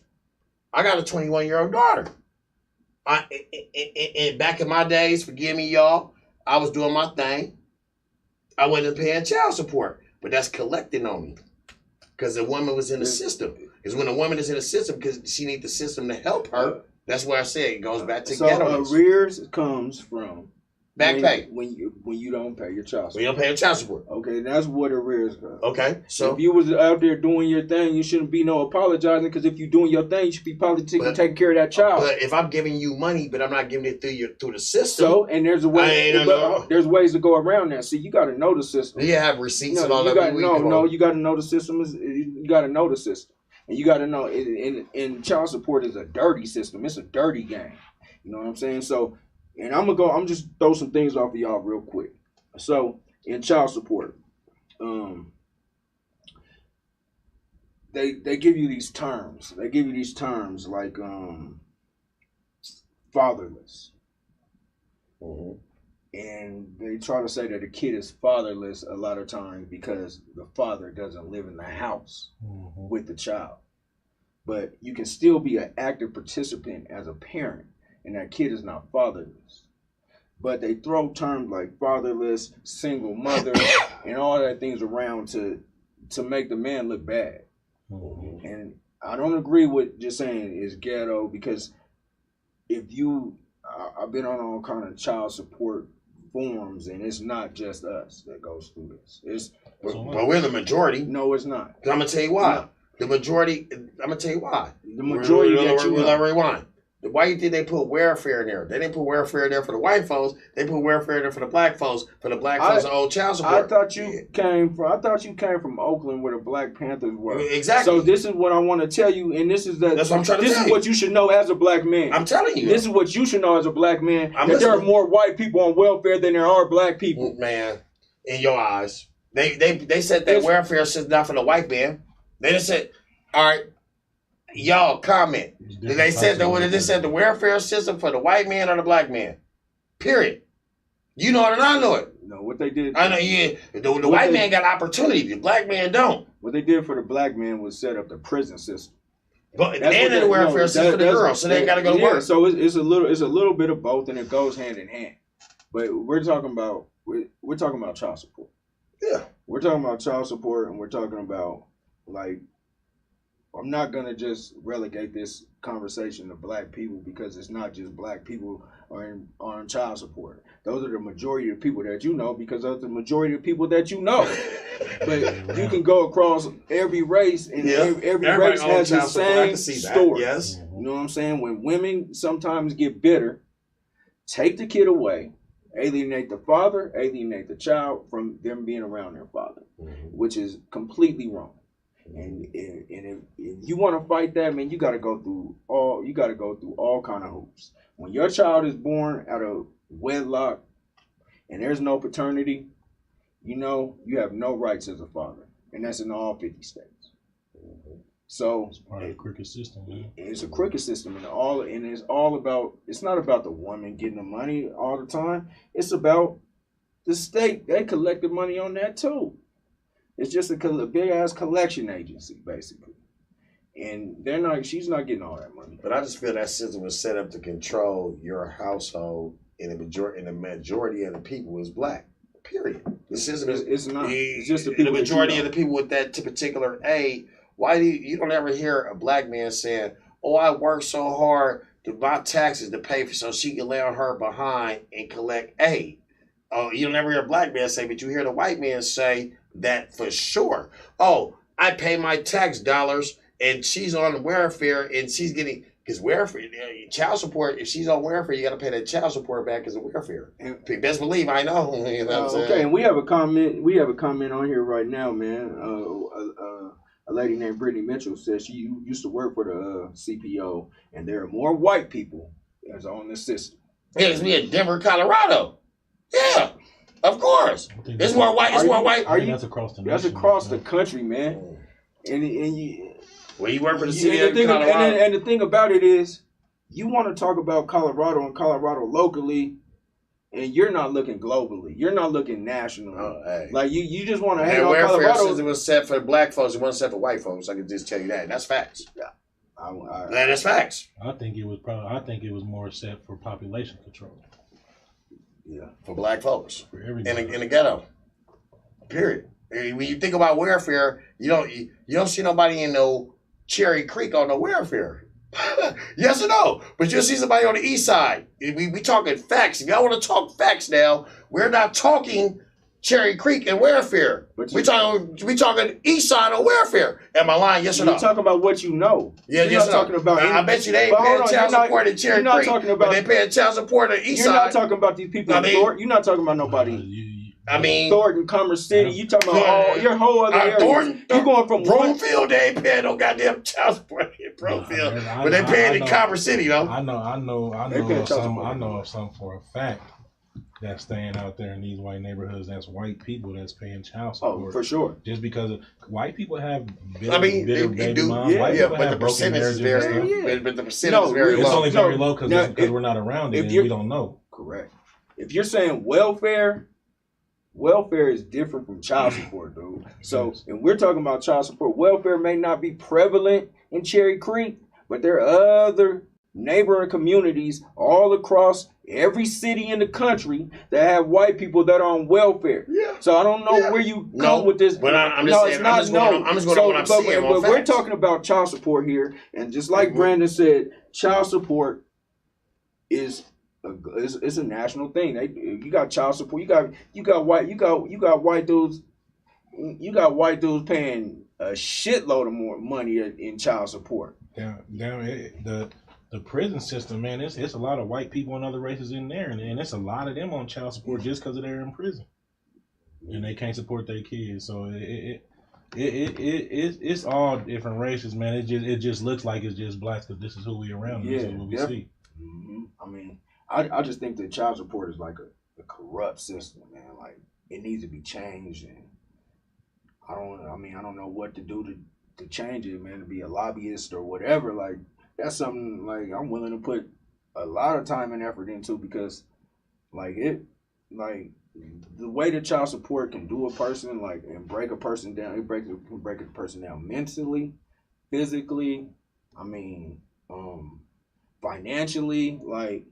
They say you take care of your child on what they feel you should give, what you can obtain, what they feel you can give, and say, hey, you go live on this little chicken scratch over here, but give your children all this money. Yeah. And it's really like a lose-lose situation because even if you that man that you want to do stuff for your child and they taking his money, it's hard to really do what you want to because it's like, man, I want to be able to, this child support, I'll give you way more money now. I'll take way care of you. But they want to take this from you and then you still got to do this other stuff. It's hard. Yeah. It's hard to do that. Hey, man. I still got to live. I still got to live. It's a struggle. I do it, though. I thank God I'm blessed to where I can do it. I got 2 of them I take care of. You know what I'm saying? I don't have no problem with taking care of because, me coming in the inner city, my dad, my parents, they took care of me, but I see my being in a single parent home, that woman need help, or that man need, even if it's a man. It's now best believe it's men getting child support from women too. Yeah, so it's not like it go both ways. You know what I'm saying? And like you said it right though. It's about communication. But when you're younger, you're not communicating like that. And then when it's time for you to get older and you start communicating with that person, it may be too late. Now you owe $20,000, $30,000 for all them times that you could have defeated the purpose. Now you got the system inside of you, can't get out of that. I mean, I'm gonna tell you a quick little story about like one of my situations. Mm-hmm. So I paid child support on a kid for years. Mm-hmm. I had a balance of 0. Mm-hmm. The woman went to child support office, stated, "Oh, he hasn't been paying. He hasn't done this." They hit me with like a $12,000 balance. Like, bam, just out the blue. Just one day, I was like, oh shit, where this come from? I'm like, I've been paying. Mm-hmm. And what had happened was, if I didn't have all my shit together, all my paperwork in order, all my receipts and all these things to show the court, I would have been stuck with something that I already paid. Mm-hmm. I also had an affidavit to where it was. She signed that validated that I didn't owe any money. And luckily that I found that affidavit, showed it to court. They asked her, hey, do you remember signing this? Oh, no, I don't remember signing it. Oh, there you go. There we go with that. There we go with that. So I have it here. So I have it here. They dropped that, and then it's just all kind of corrupt things that they do. As far as to say, if a woman files for a child support modification today, you don't go to court until June, right? So they can be like, and you're paying up all the way until that point. And then if the modification goes in the favor to say, oh, your child support has been modified to this more of amount, you got to go back from the day that she filled the modification papers out so they backdated and automatically put you in the arrears. So it's like, it's a corrupt ass system. Look. So I don't go into the thing where you're saying, "Oh, I have to pay this woman." I'm in a belief that we can co-parent. I'm not a belief in the word single parent. If you have that person around, just because you don't live together doesn't make you a single parent. I mean, you are a co-parent, and if the person is around, you are a co-parent. You just ain't together. So I don't believe in the single parent word unless you're actually a single parent. I don't believe in the fatherless child if the child's not around. I mean, if the father's around, and they just put these terms and tags on dads, like to make us just like look bad. And like child support goes on your credit, like that shit can fuck up your whole life. Let me say this: you got a point there. How you owe $30,000. You already paid $30,000 off. And you still owe $30,000. So you made a point there. That's corruption. Because think about it. I know for damn sure it said I owe $30,000. I gave that a long time ago. I'm still paying. And they go to their arrears. You get what I'm saying? Mm-hmm. Like you said, you already paid your child support off. Now you got to pay some interest stuff that you should have to pay. That's why I say it is a corrupt system. You paying triple. By the time you pay the child support off, you paid triple already. But I'm gonna tell all the fellas out here, man, get out me. I know how to work the system. You know, it's all about how you do things. So I'm gonna give you one tip right now. You know, if you ever give your child some money, or the mother of your child some money, always mark it as a child support payment. They can't label that as gifts. And always make sure you get your receipt though, but you always make it as a child support payment. Because if you go to court, they can't say, oh, that was a gift, because they like to use that, oh, I've been giving her money, I got the receipts. But they say, oh, that's just a gift you was giving your child. You still owe child support. So any money that you get to that woman specifically for child support, always label it as that. You always do extra for your baby. You got to take care of your kid. I mean, you can do your extra. You can do your extra or whatever. There's women that keep their children away from the men for whatever reason. I mean, they use them for money. It's a pawn. Use them for money. I mean, shit. Last time I went to court, they tried to give a woman $1,200 a month. I had to ask the judge, like, shit, what am I going to live off of? Shit, I got other kids to take care of. I got to live. Get a dose of my world. Get a dose of my world. Y'all know. And it's all about the judge who you get to also. I'm in California and Colorado, I just think it's a corrupt system and it needs to change. And I think shit just needs to get changed quick. You know what I'm saying? Like, my kids are all getting older now, so fuck it, I'll just go ahead and pay it, man. And cash them out. I mean, I don't hustle no more, so I got to do it the right way. And it's cool, you know what I'm saying? I might have to work another job or 2 or 3 or 4, or find another little hustle. You know, scrub some flows. That's legal. But you know, it still sucks though, man. It sucks that they corrupt like that, man. So, I mean, I know there's probably a lot of, like, with having that organization, I know you probably, like, see a lot of that type of stuff, kind of like lingering around, the non-communication from the mom and the dad. And I see it a lot, man. It happens a lot, man, and it's not all moms are like that. Not all everybody's like that, but majority when it comes to child support are like that. Like, I just have one like that, you know. All my other ones cool, you know what I'm saying.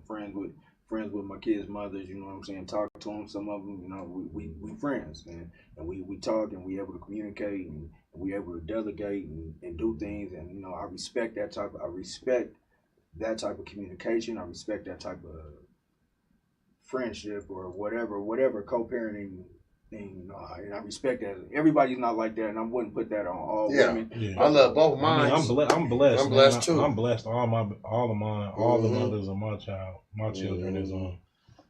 I'm not on child support, man. I was on once with my twins when I was in prison, but you know, we got all that together. I got home, man, and I got 8 kids, and I'm not on child support for none. Yeah. We got 8 kids, boy. That boy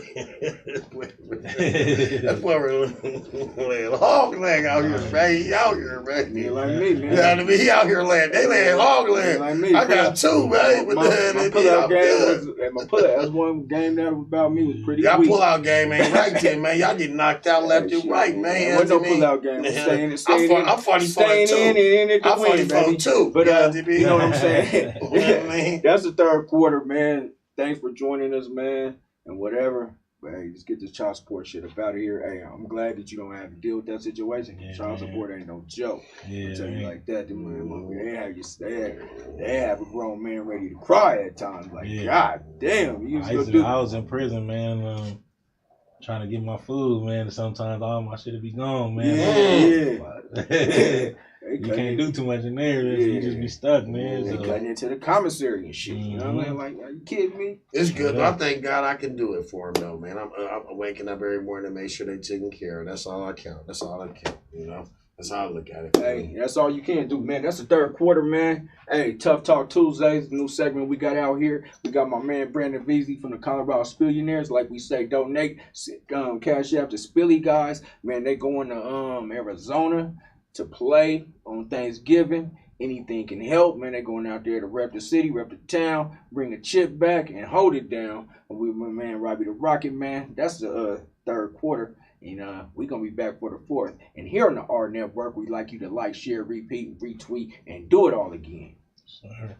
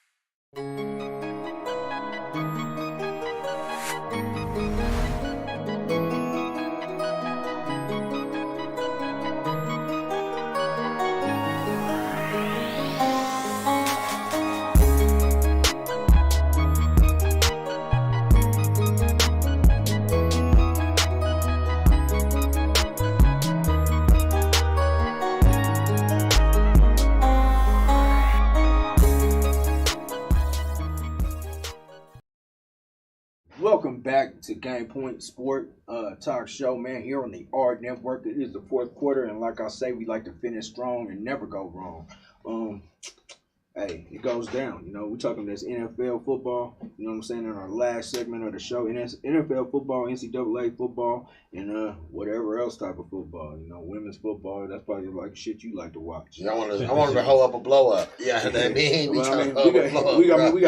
got some big news. I think the biggest injury right now we got going is Drew Brees with some 3 fractured ribs, a collapsed lung. Boy, playing that game of football is tough. I mean, and he played, and I believe that he the Niner D.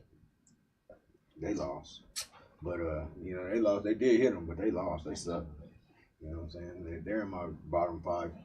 But what y'all think about what y'all think about Drew Brees going down? The great Drew Brees, though. You know, he's a legend. Definitely a first ballot Hall of Famer. Holds damn near every passing record there is. And you think Jameis Winston gonna be able to hold it down for him? How you feel about that? Man, I don't know if he's gonna be able to hold it down, man. The NFC's tough right now, man. And Drew being out, man, and him being in the same division as Tom Brady, man, he gonna be in a lot of trouble, man. But I mean, he definitely got the weapons there to come manage the game. If he can come manage the game and not be the Jameis Winston that we know, I think he can do his thing until we find out what's gonna happen with Drew. All right, I with Jameis Winston, like, I think that Jameis Winston, I just think he gets a bad rap. Like, I mean, he does throw a lot of picks, but he also throws for a lot of yards and a lot of touchdowns. Like, definitely should have been picked up earlier than he was. I believe him and Cam Newton also. I think they got kind of the shaft with this NFL, which is a corrupt system also. You know, everything is kind of corrupt, and a lot of it is geared towards us. But that last system, I just think is geared towards just fuckery. But I think Jameis Winston's gonna be able to hold it down. Like you said, he's not the Jameis Winston of old, throwing picks all over the damn place. You know what I'm saying? Stop dancing on tables and whatever the hell you be doing and messing with Uber driver, whatever. Just stay. And I know it's probably tough out there in the NO, but I think Jameis Winston's gonna hold it down. I think he's been studying with Drew Brees, one of the greats, and I think he's gonna do a little bit better, man. I feel famous Jameis. He got some of that Louisiana mojo. He gonna be all right. He hold it down for the next couple weeks till Drew Brees come back. He ain't look too bad, but he ain't look too good. You playing a depleted 49er team. You playing Cherry Creek. You playing Valor or somebody. The Niners. I mean, Cherry Creek can beat my Niners.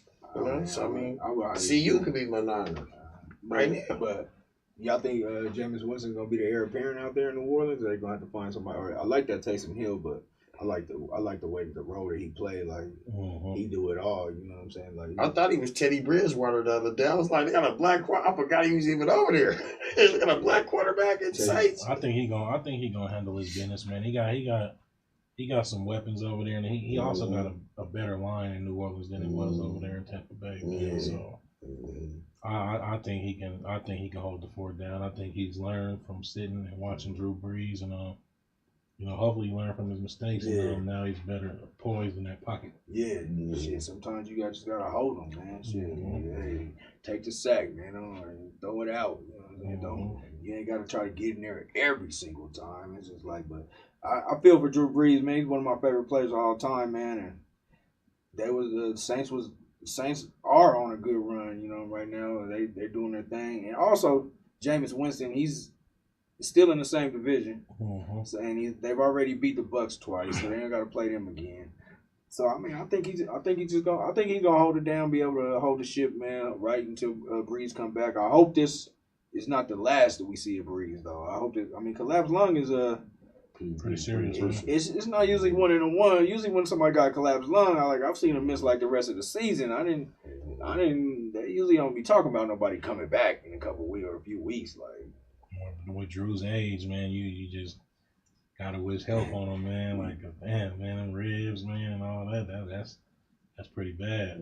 Yeah, it is bad. I mean, we just gonna get into it real quick, man.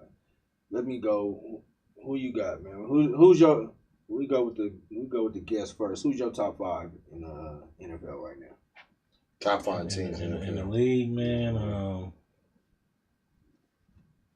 Just the top team. I like them. I like them. I like the Chiefs. I like the Steelers.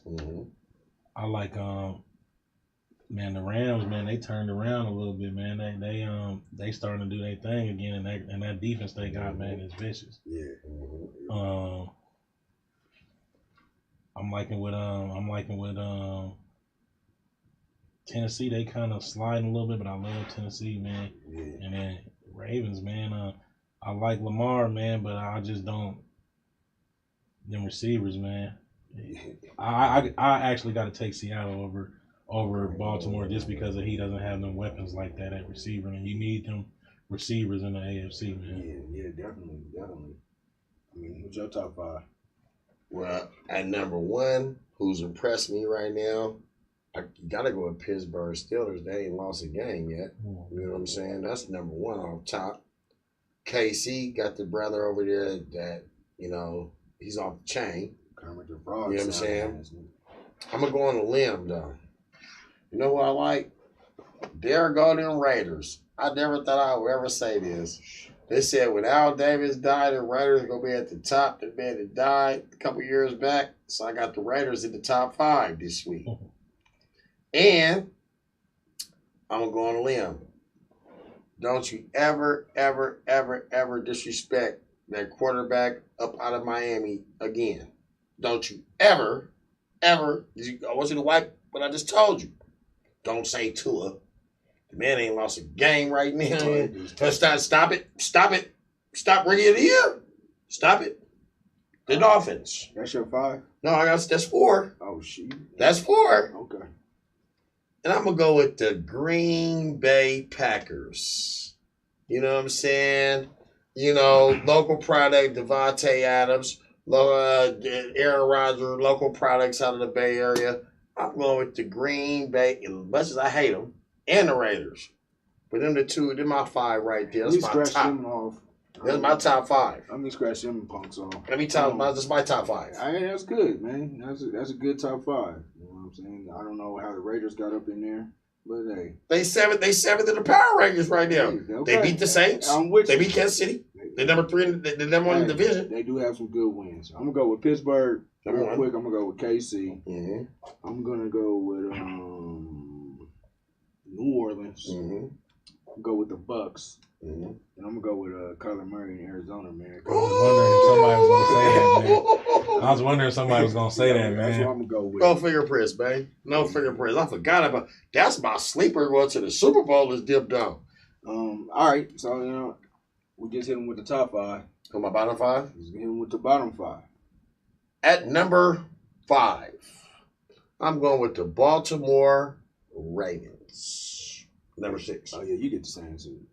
I got Baltimore Ravens at number 6. Your top, not your top. No, bottom. That's my bottom 5.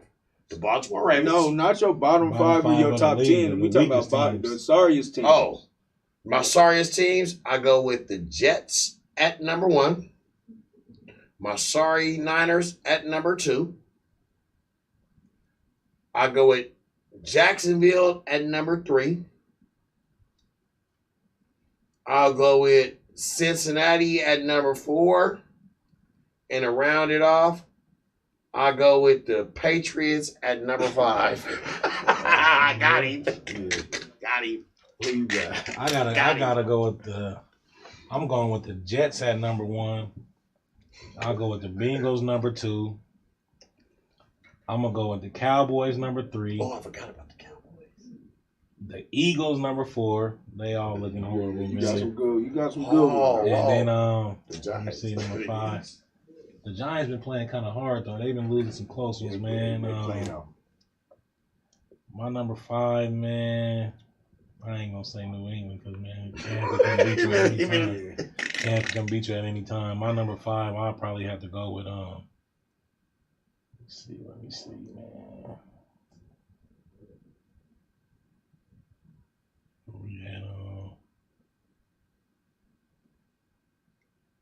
I'll probably have to go with Minnesota, man. Minnesota. How else go keep on top? I'm gonna go with my bottom 5 from the worst. I'm gonna go with the Jets, Cowboys, the Washington football team, 49ers, Broncos, and I'm a Bronco fan. We ain't even talk about the Broncos and the damn Dallas. But Dallas ain't that bad. Dallas get a hunt for the win. Dallas is terrible. I mean, they for their division, they had a hunt to win it. So. The only reason I ain't picked the 49ers, man, because they so depleted, man. Like they got a lot of injuries, man. And them other teams is just horrible. Yeah. There's some bad ones out there this year, man. Like there's some bad ones. Like I mean, the Broncos is looking bad, and they ain't even guaranteed a top 5 pick right now. You know, like that's how bad the league is right now. Talking locally with these Broncos, man, I'm kind of fed up right now. Like I don't even know what to say about these. Y'all injury prone too. We got a lot of injuries on, man. We missing I think a lot is put on Drew Lock right now, man. This being his first season where he's starting. I think he's having a tough season, having to depend on a running game that's not that good. His top receiver is out. Like, it's a lot being put on him. I don't think he was put out there this year to really have to put the team on his back and everything rides on him. I mean, I kind of see it. I mean, I kind of see it differently, man. There's still talent out there. I think the offensive coordinator, man, he's not running the ball enough. He's not really running the ball enough because for a while we did have a good running game, and I don't know what's happened to it. Like our O-line is terrible, and I just think Drew Lock, like, y'all ain't giving that man no chance. Look, he's still in the improving stage of me.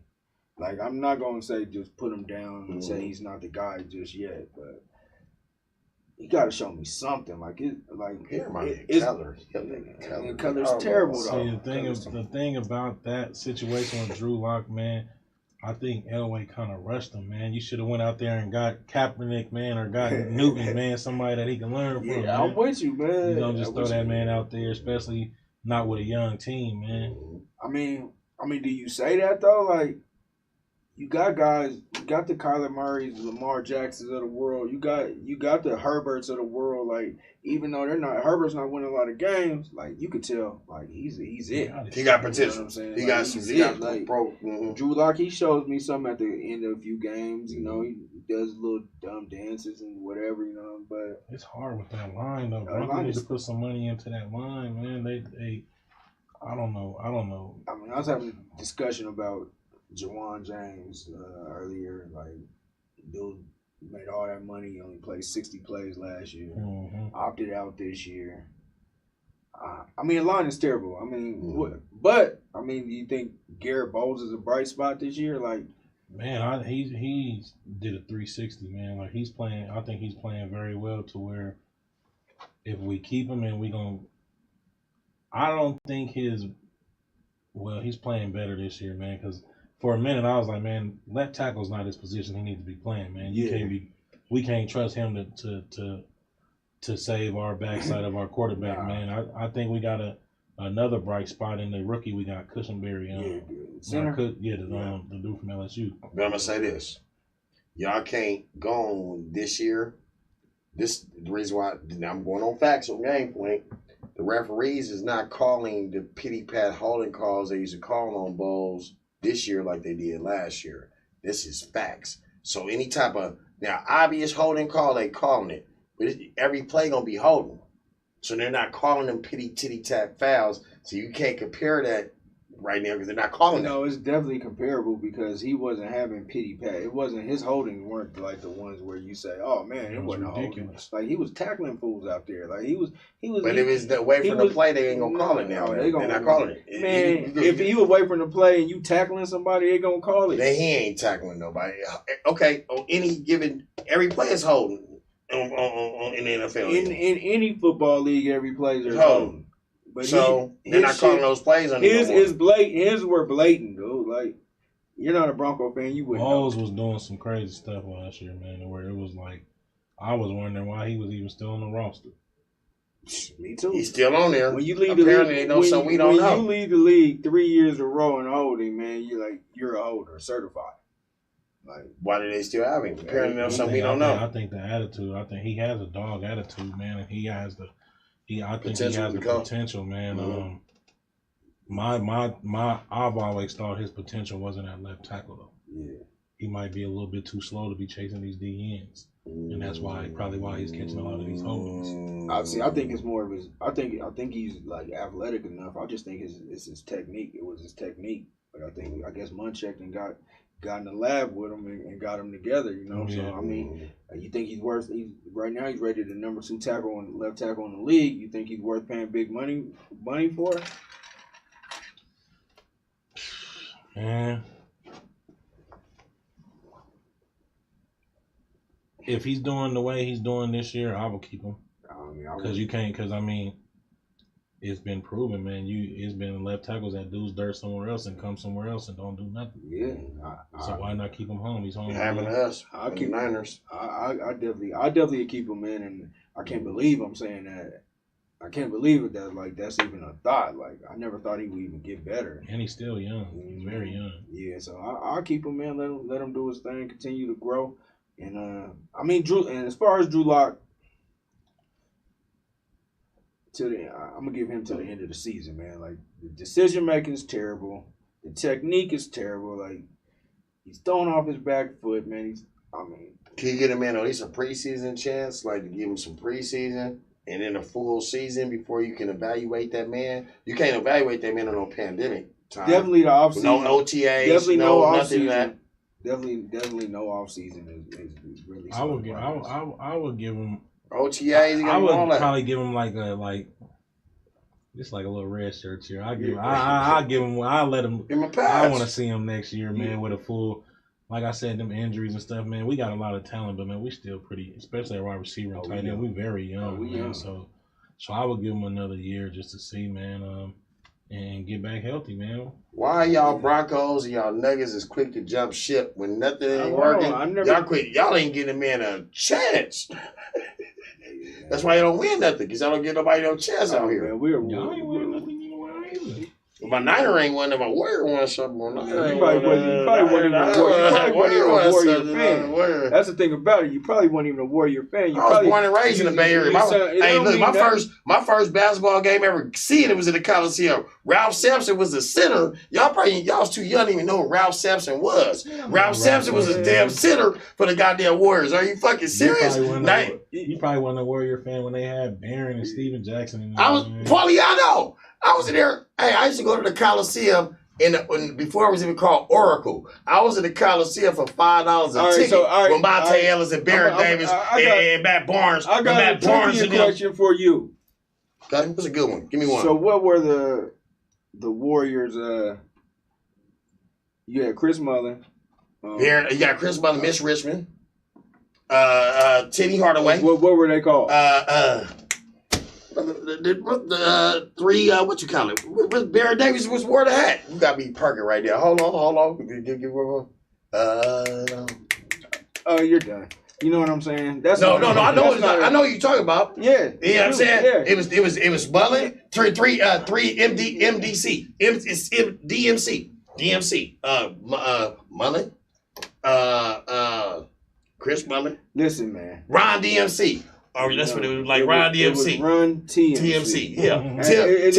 Timmy Hardaway. Timmy Hardaway. So you're not Chris Mullin. You're not really a fan. And it wasn't Baron Davis. What you call it? You're not really a fan, man. So man. It was. I was there with Latrell. It was Mitch Richmond, Chris Mullin. Tim Hardaway, and Chris Mullin. All right. I was there with. I don't care if you when was there. TJ Carlissimo, whatever his name, got choked by Latrell's You don't even know his name, PJ Carlissimo. Sorry, yeah. Like you're not really a fan. You just watch the highlights. What are you talking about? You just watch highlights. I was born and raised in Oakland, California. You better tell. Hey, y'all better tell this man.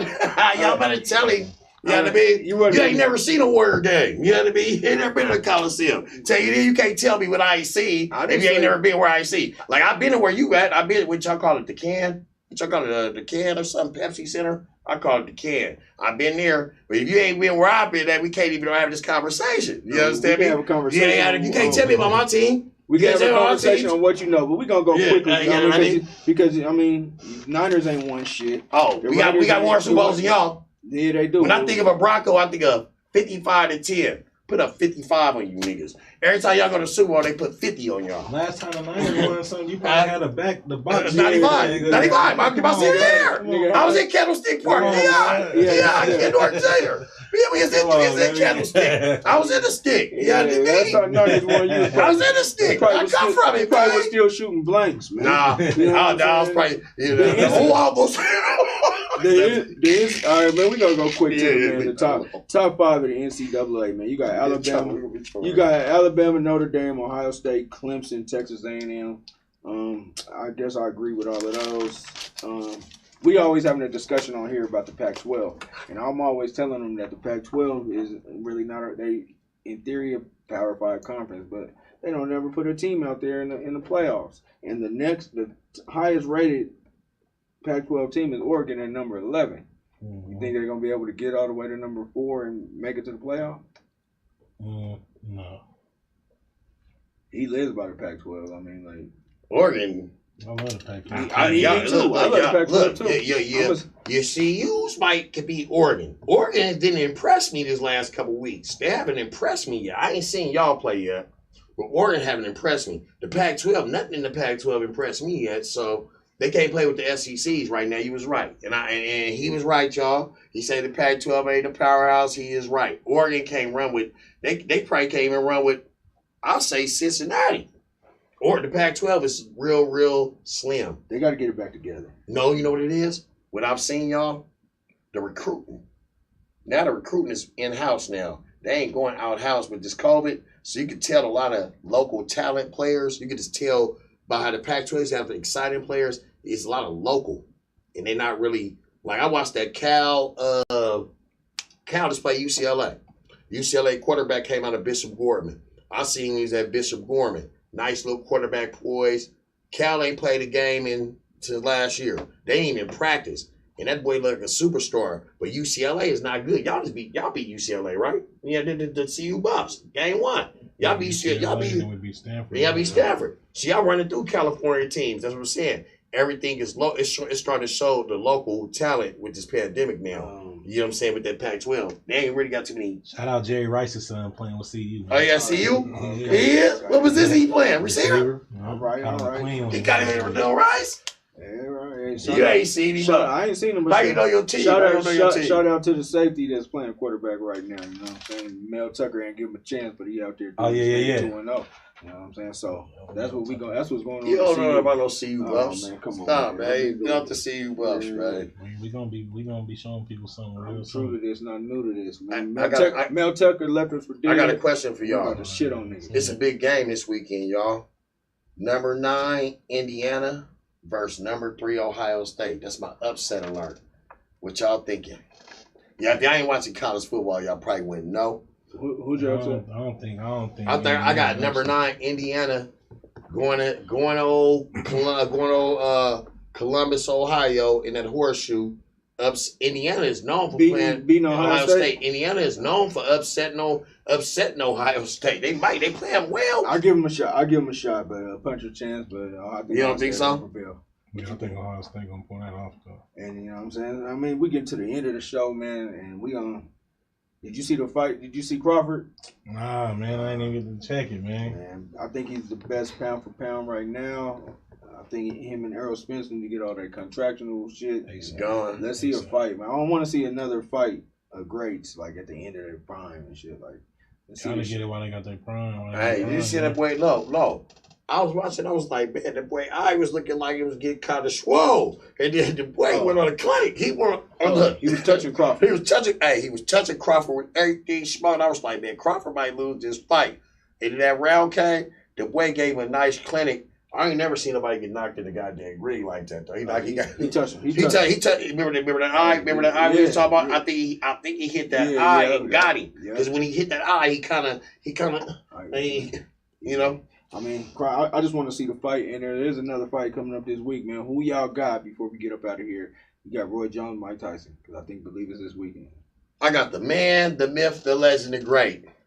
Give me Roy Jones in an upset. You're playing. Man. I just had to do it. Roy Jones act like he wasn't no punk. He's like, man, I'm fighting the greatest man in the world. Best believe I'm training for this one, so he ain't no sucker. And I admire. Hey, I tip my hat out to you, Felly. You ain't scared to go in that ring with that man, because I ain't going in the ring with that brother. One thing I know for sure, you ain't never got to be scared to get that ass knocked out, man. Hell no. I mean, you can fight an Iron Mike, man. Whew. That's a legend. And that dude, I just looked at a picture when I was pulling up, man. Mike on Huff right now. Hey, man. Mike ripped. Mike is so ripped. Mike, I know you ain't what that means. You know what I mean? Mike smoking that bomb, man. He smoked that cookie and that purple. He doing that frog. Purple. But you know what I'm saying? Let's send some money out, man. Get this money out to the Spillionaires so they can hit up Arizona, do their thing, bring it back, the championship trophy back to Colorado. Man, the Cash App is Philly, guys. Hey, this is a game point for another great show, man. Thanks for everybody tuning in and commenting. Like we say, always like, share, comment, repeat, and tweet, and do your thing. It's M Good Night. You got your boy Robbie the Rocket, and shouts out to Brandon Beasley for doing your thing. And the AHR Network for, you know what I mean, making this happen for us. Blessing. You know what I'm saying? And we out. We ain't on Friday. We be here on Thursday. We out. Night, man. Thanks for watching. We appreciate you lending us your eyes and ears.